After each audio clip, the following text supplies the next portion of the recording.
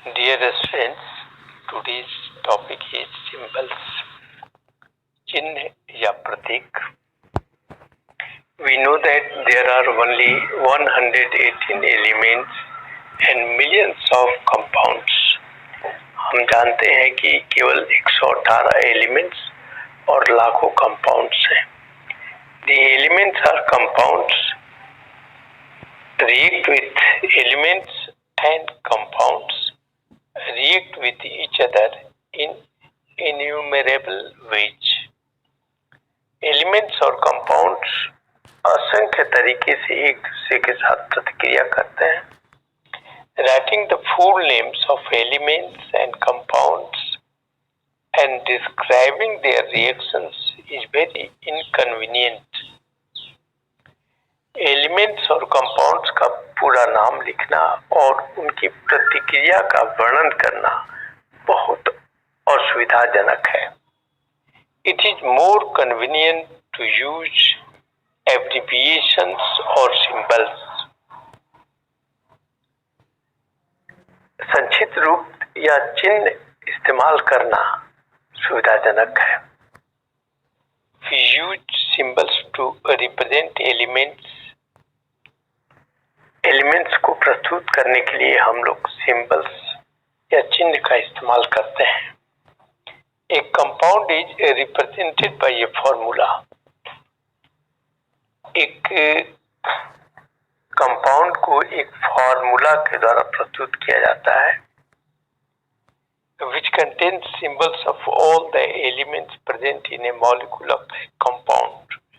जिसमें उस कंपाउंड के एक मॉलिक्यूल में मौजूद सभी एलिमेंट्स के सिंबल्स मौजूद रहते हैं.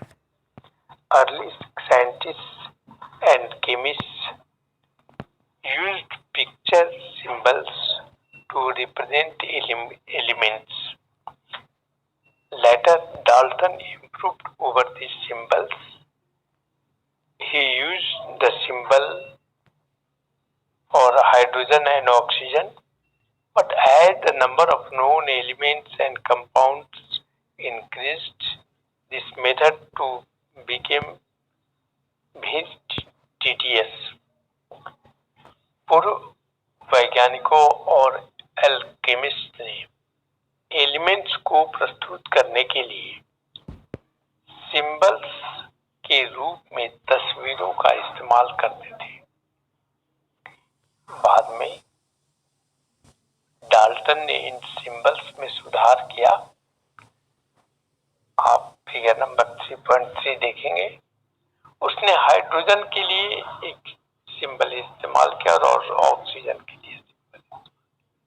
लेकिन जैसे ही नोन एलिमेंट्स और कंपाउंड्स की संख्या बढ़ी, यह तरीका भी बहुत थकाने वाला बन गया.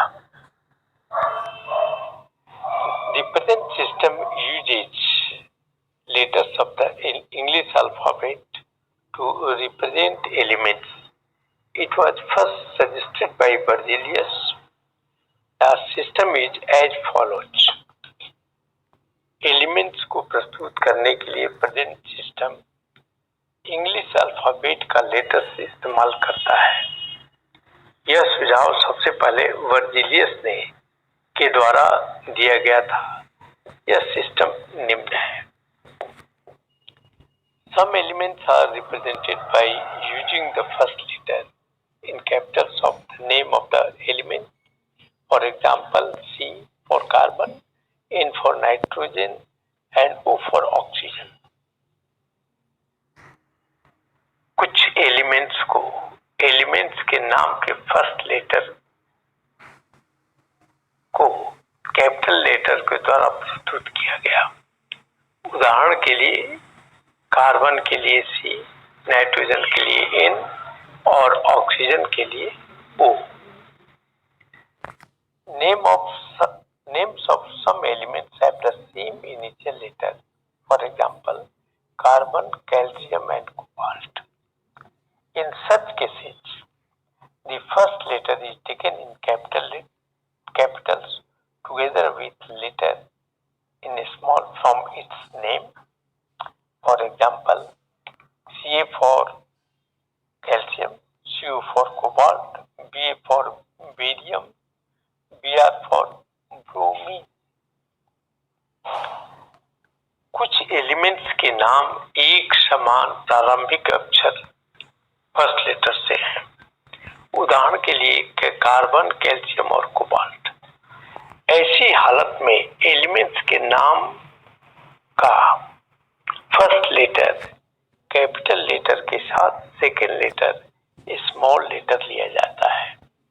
उदाहरण के लिए कैल्शियम के लिए Ca, कोबाल्ट के लिए Cu, बेरियम के लिए Ba और ब्रोमीन के लिए Br। The symbols of some elements are derived from their Latin names. For example, the Latin name of copper is cuprum and its symbol is Cu. The Latin name of potassium is Kalium and its symbol is K.